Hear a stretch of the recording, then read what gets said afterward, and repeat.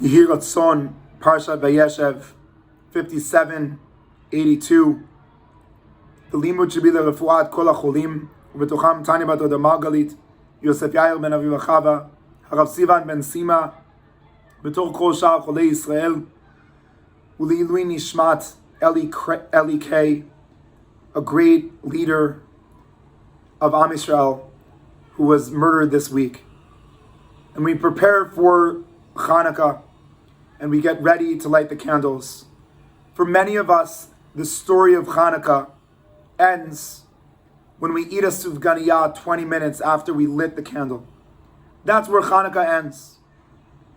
And if we were able to learn the experience of why we're lighting candles, what's the symbolism, what's the message, then those 20 minutes can become 20 hours.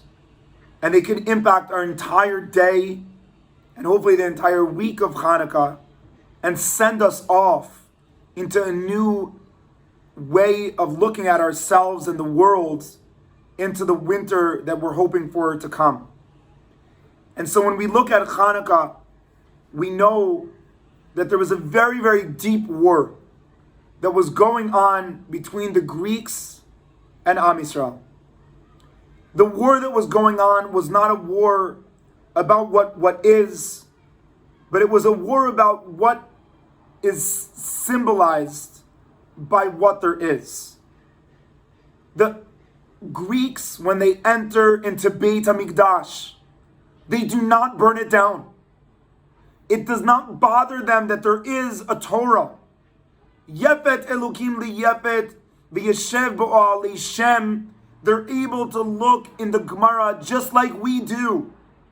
They did not burn Sifrei Torah. It didn't bother them. They loved the knowledge. They loved the beauty of Beit HaMikdash. The war was, how do we analyze what we see? The war was the ideology when you look at something. Do you see it for what's above the surface, or do you learn through it what's underneath the surface? And that is the war that's going on. And therefore, the thing they do when they walk into Beit HaMikdash is they make the oil impure. Because what is to make something impure? It's not something that you see. When you look at the oil that's pure and not pure, it looks identical. Above the surface, there is no difference. But underneath the surface is what makes it pure or impure.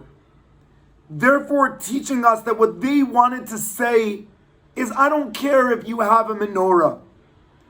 All I care about is, do you think that there's something more that's resembled from it? They don't mind you learning Torah. It says in Alanisim lashkicham Toratecha. Learn Torah, but don't let it be Toratecha. It can't be a Torah that has belonging or longing to Hashem. It has to end with the book. It has to end with the degree. It has to end with the information. And that is only what I'm willing to see. And I'm not willing to search for anything else or learn anything else. And so that's why they make things impure. And that's why at the end of the day, the mitzvot that they're fighting against is Brit Milah, Shabbat, and Rosh Chodesh. The Brit Milah is saying that there's another level to what it means to be a human being. That you're not perfect and you need to search perfection because you're imperfect. But they don't want you to search. They don't want you to have a Brit Milah. You are perfect. And if you're not perfect, then if you look in the books of Greece, then they would throw you into the ocean if you're not perfect. Any problem, any difficulty, we just cast it away. We're perfect. If we look at the idols of Greece, everyone has an eat pack. Every single sculpture. They celebrate the beauty of perfection and they annihilate the demand of imperfection. Because imperfect means that there's something else that needs to be shown. We celebrate that. Shabbat is a day that says to man, you are not the center. You cannot build. You cannot create.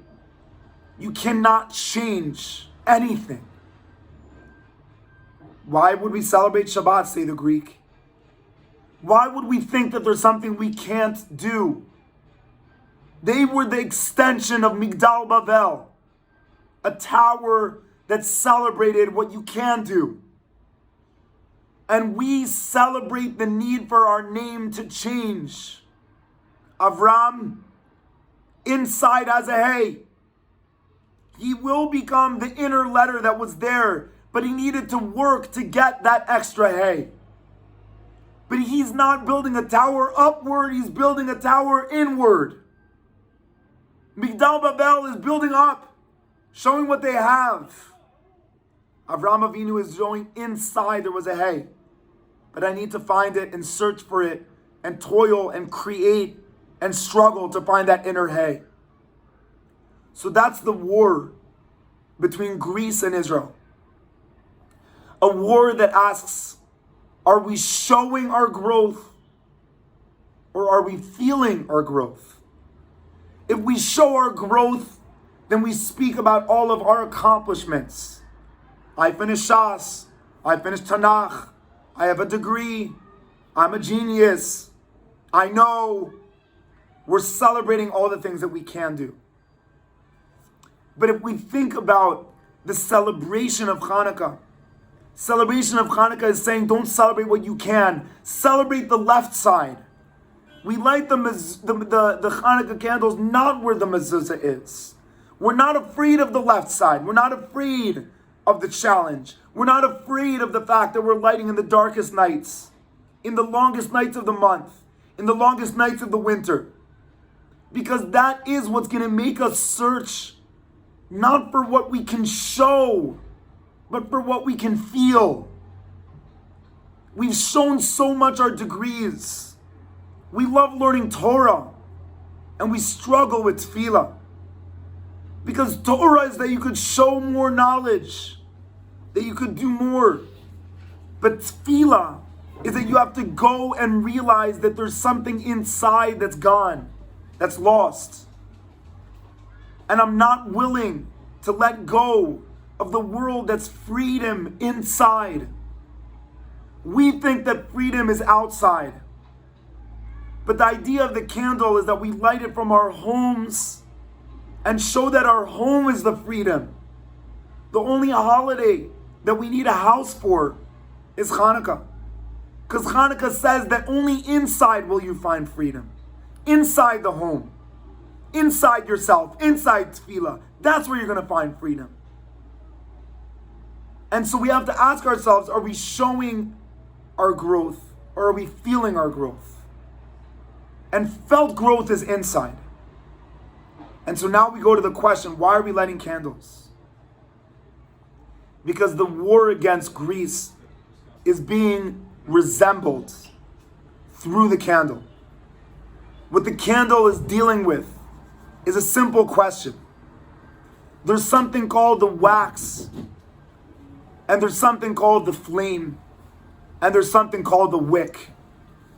And these three things are exactly what the war with Greece is about. The wax is something that is going to end. And that is the mitzvah of Chanukah, Ner Ish Ubeito. That it's celebrating the bayit, the physical, that demands of you to realize that you need things. That's the initial mitzvah of Chanukah, the wax. Recognize that you need food. You're not a God. You're not an angel. Start with your necessities.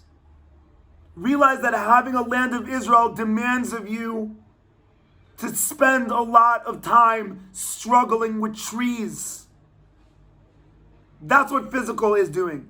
It's showing you that you are not a God. That's the number one message of Hanukkah. That's the number one war against Greece. that we are aware of the fact that we are not a God, that there's more we can't do than we can do. That's Ner Ish Ubeito. You first need to celebrate the house that shows you can't do it alone. The next celebration is the wick. And then the Gemara teaches us that the next level of Hanukkah is Ner L'Kol Echad Ve'echad, celebrating the individual. Once we realize that we're part of something bigger, that we're not the center, then we can celebrate ourselves. And we can start celebrating the person that we are. That's Ner L'Kol Echad Ve'echad, that's the wick. And once we could celebrate ourselves, then we get to the flame. Once we realize that we're the wick, we're the search, we're the yearn, we're the one that look at a wax reality, at a plastic world, and we yearn for something more. That's what makes us special. That because we can't, because we're in darkness, we yearn for something. And then we find the flame. The flame is like in the Gemara, Mehadrin Mina Mehadrin, that we get to the level that we're able to say that we even can control time. That every night we light a new candle. Every night we're saying to ourselves, time is something that we might not control the movement of it, but we control the ability of it to impact us. That we could wake up before the sun. And that Sarah Imenu could be 100 years old and look like she was 20. Because when a person is searching and he's a wick, then the limits of time become an excitement of choosing how we can become angelic. That's what's happening in those 20 minutes. That's the Gemara. The main mitzvah is Ner Ish Ubeito. Start from what you cannot do. Then Ner L'Kol Echad Ve'echad, that's the wick. Saying to Greece, once we know that we're part of a community, that we have responsibilities to our nation, now we can move to the next level of our individual uniqueness. And now that we know that we're unique, we can do things like control time.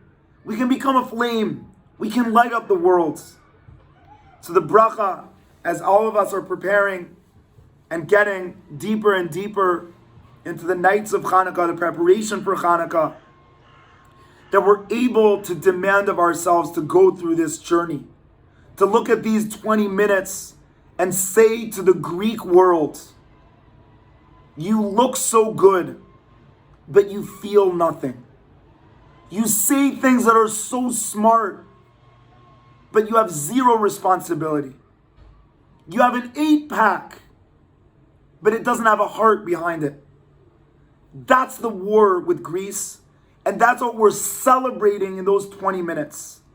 Through that, we're trying to create an antithesis and a world of joy and beauty that's not external, but that it's eternal because it's internal, because it's built, because it's a journey, because it's willing to accept what you can't do and recognize the individual from within the community, and then realize that the individual could bring Hashem and something that's infinite back into a world that's shattered and broken. Chanukah Sameach.